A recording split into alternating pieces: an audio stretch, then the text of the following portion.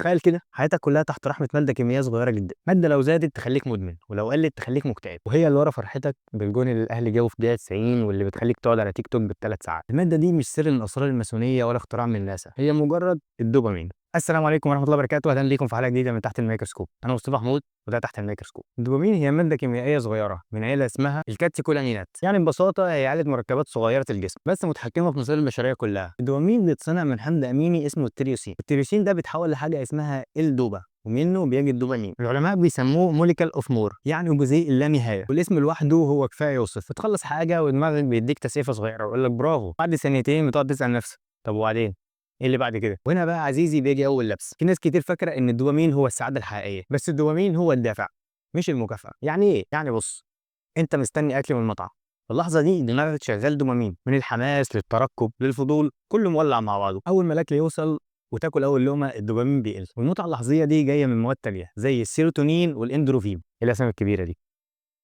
ما علينا. يعني الدوبامين بيحب المطارده مش النتيجه. فولفجانج شولتز هو عالم اعصاب الماني، وده واحد من اهم العلماء اللي اكتشفوا الدوبامين ازاي بيشتغل. في التسعينيات عمل تجارب مشهوره على القرود، ليه ان الخلايا الحيوانيه الدوبامينيه مش بتشتغل لما الحيوان ياخد المكافاه نفسها، بس هي بتشتغل لما يتوقع ايه هي المكافاه دي. وده كان الاكتشاف العظيم. الدوبامين هو مش هرمون السعاده، هو هرمون التوقع والمطارده. بمعنى لو انت مستني الاكل يوصل من المطعم ده بيساوي دوبامين عالي، انما اول ما الاكل يوصل وتاكل الدوبامين بيقل. وانت لحد دلوقتي ما عملتش لايك واشتراك؟ انزل اعمل لايك واشتراك. وكمان درس الدوبامين وقال ان المخ فيه كذا دايره، دايره الرغبه ودي اللي بيخليك تتحرك وتطارد الهدف، ودايره المتعه ودي اللي تديك لحظه البهجه بعد الانجاز، ودايره السيطره ودي اللي مسؤوله عن انك تدوس فرامل شويه. والمشكله ان كتير مننا بيركن على اول دايرتين وينسى الثالثه، ودي بتبقى بدايه فخ الادمان. في بدايه اي علاقه، وخليك عارف ان ده حرام طبعا، الدماغ بيبقى عامل زي ملاهي مفتوحه، الدوبامين مولع والتفكير مستمر في الحبيب، وما تنساش برضه ان ده حرام يعني، واحلام يقظه وهوس بالتفاصيل. لكن الحب مش الدوبامين بس، في كمان الاكسيتوسين والفاسبروسين. يا رب اكون قلتهم صح، ودول المسؤولين عن الترابط والاستقرار. العالمه هيلينا فيشر قالت ان الدوبامين هو اللي بيشعل الشراره، لكن الاستمرار محتاج مواد تانية تهدي اللعبه. عشان كده تلاقي اي علاقه في الاول شغف وحماس وبعد كده بتتحول لهدوء واستقرار.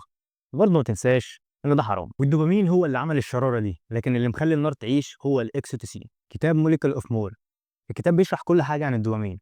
مؤلفين الكتاب هم دانيال ليبرت ومايكل لونج. المؤلفين دول بيلخصوا الموضوع في جمله جامده جدا: الدوبامين هو اللي رفعنا من الكوف، لكن هو برضه اللي ممكن ينزلنا فيها تاني. طبعا ده كلام علماء مالناش دعوه بيه، احنا مؤمنين بربنا طبعا. وهنا المؤلفين قسموا الناس لفريقين: ناس دوبامينيه وناس هنا والان اللي هم بيعيشوا اللحظه. والاثنين دول مهمين، بس لو العالم كله دوباميني هيبقى فيه فوضى. الناس الدوبامينيين دول اللي دماغهم طول الوقت مشغوله بالمستقبل، دايما بيفكروا ايه اللي جاي او ايه اللي ممكن نكتشفه او نغيره او نخترعه، حتى دايما عندهم شغف بالابتكار والاكتشاف والتجديد. وغالبا في السياسه بيقربوا للفكر التقدمي، دايما بيطلبوا اصلاحات وقوانين جديده وكسر التقاليد. مميزاتهم ان هم بيدفعوا المجتمع للامام، عيوبهم ساعات بيكونوا مش واقعيين او متسرعين. طيب بالنسبه للناس اللي هم الهنا والان دول معناهم ايه اصلا؟ دول اللي بيستمتعوا باللي موجود دلوقتي، الاكل او العشره او الروابط الاجتماعيه او الاستقرار. وغالبا دول في السياسه بيقربوا للفكر المحافظ، بيحافظوا على التقاليد والقوانين القديمه والقيم الاجتماعيه. وطبعا مميزاتهم هم بيحموا المجتمع من الانهيار والتشتت. ومن عيوبهم ساعات بيكونوا جامدين ومش عايزين اي تغيير حتى لو التغيير ده ضروري. وكتاب موليكول اوف مور بيدخل في فصل كامل عن العبقريه والجنون، وده لان العباقره غالبا عندهم نشاط دوباميني عالي جدا، والدوبامين بيخلي العقل مش راضي بالوضع الحالي، ودايما بيدوروا على ايه الجديد وايه المختلف. وهنا بيطلع لنا المخترع اللي طلع بفكره ما حدش قدر يطلع لها او يتوصل لها ابدا، لكن الوقود ده ليه تمن. العبقري ده ساعات بيتحول لانسان غريب الاطوار. طب ليه؟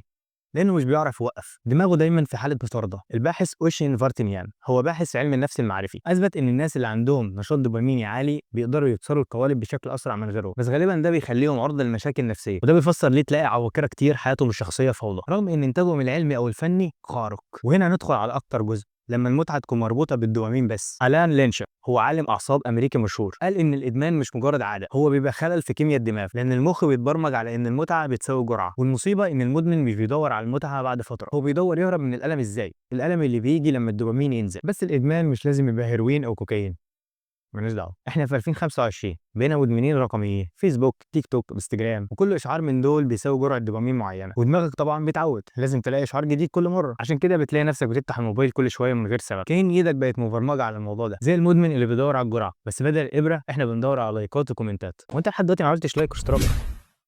انزل اعمل لايك واشتراك.